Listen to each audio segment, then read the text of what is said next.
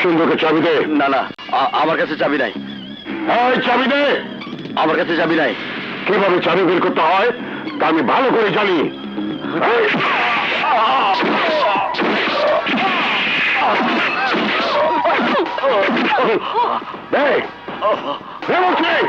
চাবি নাই আমার কাছে। আমার কাছে চাবি নাই।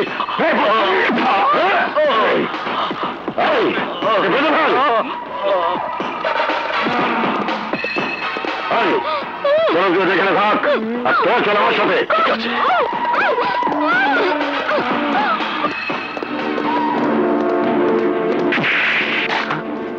তোমরা কারা?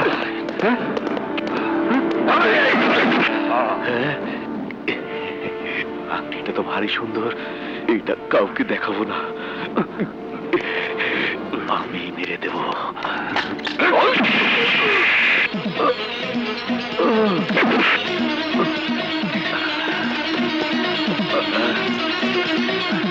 ওস্তাদ, চাবি পেয়েছি।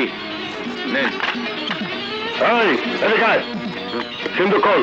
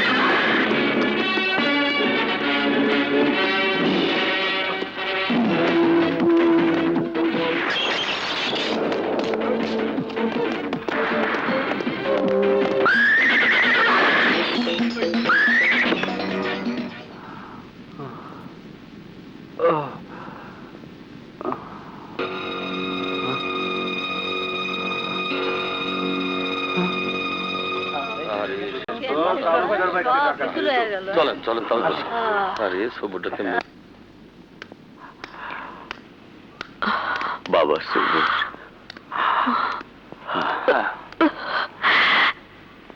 সবুর মা, আমাকে সব শেষ হয়ে গেল মা, সব শেষ হয়ে গেল। শান্ত হ বাবা, শান্ত হ। আল্লাহ যা করে মানুষের মঙ্গলের জন্যই করে। কিন্তু বাবা, চিন্তা করিস না, বাপ বেটা মিলে পরিশ্রম করুন, আবার সব হইব। অসবুর, ভগবান দিলে সব হইতে পারে, কুয়া মারলে আফসোস করতে নাই, ভগবান বেজার হয়। কিন্তু কেন এমন হইল? আমার জ্ঞানের পর থেকে বাবা মারে তো কোনো অন্যায় করতে দেখি নাই। আমার জানা মতে আমি এমন কোনো পাপ করি নাই যার কারণে আমার উপর আল্লাহর গজব পড়লো।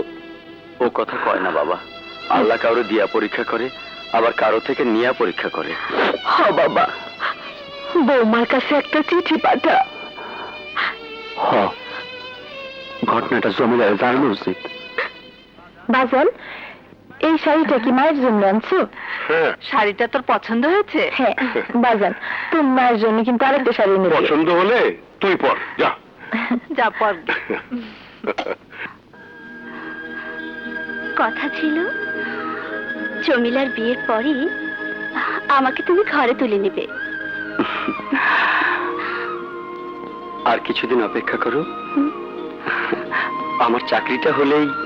অপেক্ষার অন্ধকার দূর করে ভালোবাসার আলোতে তোমার আমার জীবন আনন্দময় করে তুলবো। হ্যাঁ সোনালি, তোমাকে আমি সাজাবো একান্ত আপন করে। আমার মনের ফুলদানিতে তুমিই থাকবে গোলাপ হয়ে। মালিক, তুমি আমাকে এত ভালোবাসো?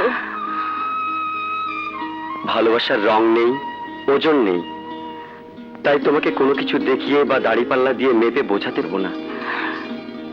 তবে তুমি মিশে আছো আমার প্রশ্বাসে। মালিক। সোনালি, বেলা পড়ে যাচ্ছে, চলো চলো। বাড়ি থেকে আসেন?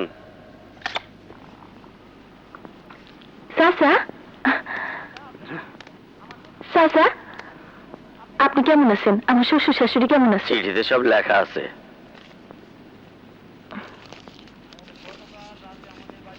প্রিয় জমিলা, চিঠিতে আর কি লিখব? আমার লেখার ভাষা নাই। গত রাতে আমাদের বাড়িতে এক ডাকাতি হয়েছে। ডাকাতরা সহায় সম্বল টাকা পয়সা যা ছিল সবকিছু নিয়ে গেছে। চিঠি পাওয়া মাত্রই তুমি সত্তর চলে আসবে। ইতি তোমার সবুর। মা, বাজান, কি হয়েছে মা? তুই এমন করছিস কেন? আমার সর্বনাশ হয়ে গেছে। হ্যাঁ? সর্বনাশ? আমাকে খুলে বল। কাল রাতে আমার শ্বশুর বাড়িতে ডাকাতি হয়েছে। বলিস কি মা? জামার কোনো ক্ষতি হয়নি তো মা? চিঠিতে লিখছে ডাকাতরা নাকি আমার শ্বশুর শাশুড়ি আর তোমার জামাইরে ভীষণ অত্যাচার করছে। না খাই ওরা এখন কেমন আছে? শান্ত হ মা, শান্ত হ, চিন্তা করিস না, আমি দেখছি। আরে আমি অবসরপ্রাপ্ত পুলিশ অফিসার। আমার নাম শুনলে চোর ডাকাত খুনিরা থরথর করে কাঁপতো। আর আমার মেয়ের বাড়িতে ডাকাতি? খালেক, এই খালেক! বাবা, খবর লাগা, তন্ন তন্ন করে খুঁজে দেখ কারা ডাকাতি করেছে আমার মেয়ের বাড়িতে। তুমি কোনো চিন্তা করো না বাবা। আমার বোনের বাড়িতে ডাকাতি, যারা এই কাজ করেছে তারা পৃথিবীর যেখানে পালিয়ে থাকুক না কেন, আমি তাদেরকে খুঁজে বের করে আমার বোন জামাইয়ের উপর অত্যাচারের প্রতিশোধ দিয়ে প্রমাণ করে দেব আমি যোগ্য পিতার যোগ্য সন্তান।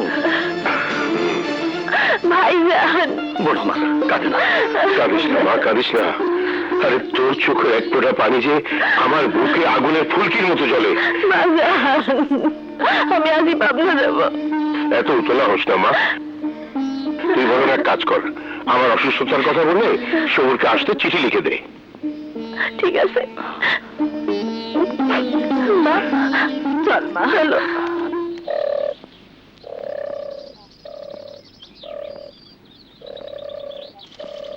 হ্যাঁ,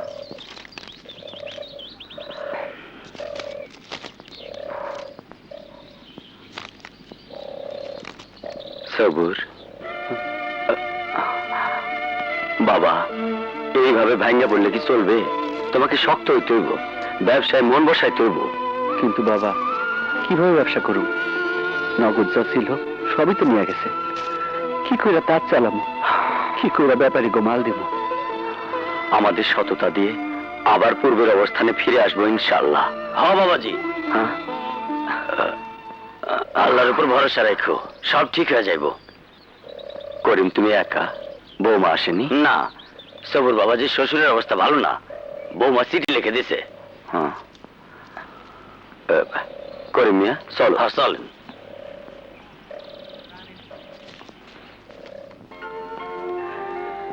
প্রাণের স্বামী, তোমার কাছে এই আমার প্রথম লেখা।